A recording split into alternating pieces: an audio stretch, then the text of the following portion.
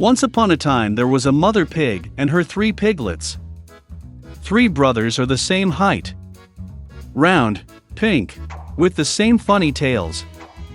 All summer the pigs played in the green grass, basked in the sun, basked in the puddles. But then autumn came. One day my mother said that it was time for them to think about winter. She asked them to build a big house. The younger brother said that winter is still far away. The middle brother said that he would build his own house when needed. And the older brother decided to build the house himself. The younger and middle brothers did nothing but play their games. It got colder and colder every day. The younger brother decided to build a house out of straw. The middle brother thought it would be very cold in the thatched house in winter. He decided to build a house from twigs and twigs. By the evening their housing was ready. They were very proud of themselves and could not get enough of their buildings. Now they were free and could do whatever they wanted. They decided to go to their older brother and see what kind of house he had built for himself. The older brother was busy building. He applied stones, kneaded clay and slowly built himself a reliable, durable home. The younger brothers found their older brother at work. They were very surprised at what kind of fortress he was building. The elder brother calmly continued to work. The younger and middle brothers began to joke and laugh at his house. They were so amused that their screeching echoed far across the lawn. The elder brother asked to be quiet, because the wolf could hear them. The younger and middle brothers were amused even more. They decided that the older brother was just a coward. And the 2 brave brothers went for a walk. On the way, they sang and danced, and when they entered the forest, they made such a noise that they woke up the wolf who was sleeping under the pine tree. The disgruntled and hungry wolf went to the place where the screeching of 2 stupid pigs came from. The brothers walked merrily and talked about how easily they would deal with the wolf. And suddenly they saw a real living wolf. He was standing behind a large tree. He had very evil eyes and a huge toothy mouth. The brothers were so frightened that their thin tails trembled finally. The wolf prepared to jump. He snapped his teeth and blinked his right eye. The pigs suddenly came to their senses and, screeching across the forest, rushed to run away.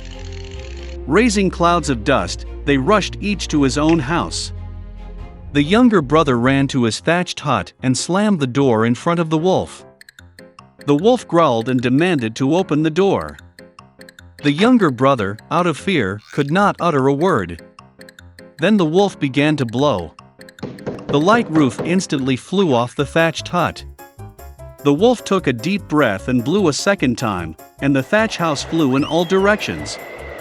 The wolf was delighted, snapped his teeth, and pounced on his younger brother. But the pig deftly dodged and ran. He ran to the house of the middle brother.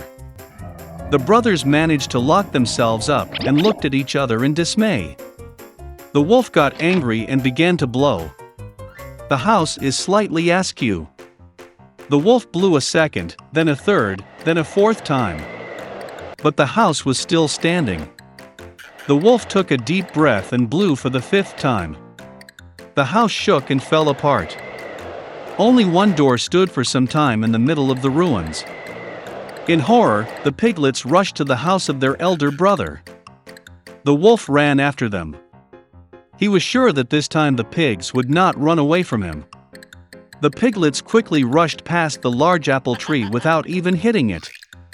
And the wolf did not have time to turn and hit the apple tree, which covered him with apples. One hard apple hit him between the eyes. A big bump jumped on the wolf's forehead. At this time, the younger and middle brothers managed to run into the house of the older brother and bolt the door. The wolf ran to the door, growled and demanded to open the door. The younger brothers were very scared and could not say anything in return. And the elder brother knew that he and his brothers had nothing to fear in a solid stone house. Then the wolf sucked in more air and blew as soon as he could. But no matter how much it blew, not a single stone moved. And then he looked up and noticed a large, wide chimney on the roof. He carefully climbed onto the roof and began to go down the pipe. The pigs heard a rustle.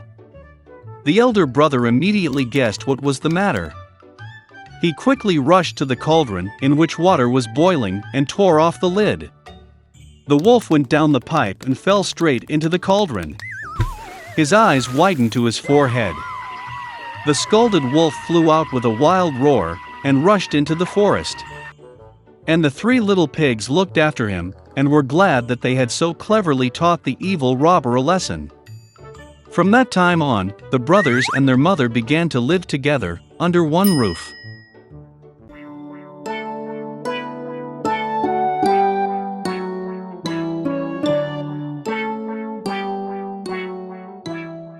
Once upon a time, a king lived in a distant country. And he had 11 sons and one daughter, Eliza. The royal children lived well and carefree until their stepmother appeared in their lives. No one knew that the new queen was an evil witch. She hated the king's children, always complained about them, and dreamed of expelling them from the castle. The evil queen slandered poor children so much that soon the king himself began to believe her words. First, he sent his daughter away to be raised in a nearby village. There she was destined to live up to 15 years. The evil queen wanted to send the boys away too, but they were still too young. No. Therefore, the father left them in the castle. And then one day an evil sorceress made her way into the children's room and put a spell on the sons of the king. She turned them into 11 wild swans and then opened the window. And the boys who became birds flew out of the castle. Years passed, and Eliza turned 15. On this day, she returned to the palace. While waiting for the king's arrival, the girl met her stepmother, who was angry that the princess would now live in the palace. And Eliza, tired from the road, did not notice how she fell asleep. Having chosen the right moment, the queen entered the room and put a spell on the girl. Suddenly, the princess's hair became dirty and unkempt, and her face changed and darkened. At this time, the king returned to the castle. He missed his daughter and dreamed of meeting her. Entering the room, the king saw that the girl on the princess's bed was not at all like his daughter. He got angry and ordered to expel the stranger from the castle. Eliza had to spend the night in the forest. In the morning she washed in the pond, the spell was asleep, and the girl again became a beauty. Immediately she met a kind old woman. She told the princess that every evening she sees 11 swans in golden crowns by the river. Then Eliza went to the water. At sunset, swans flew there, which at that very moment turned into her brothers. They immediately recognized Princess Eliza and hugged her. The brothers told the girl that the evil stepmother had bewitched them. And now every morning they turn into swans, and at night they return to their true appearance. In the morning, the brothers turned into swans again and took Eliza with them, placing the girl in a basket of willow bark.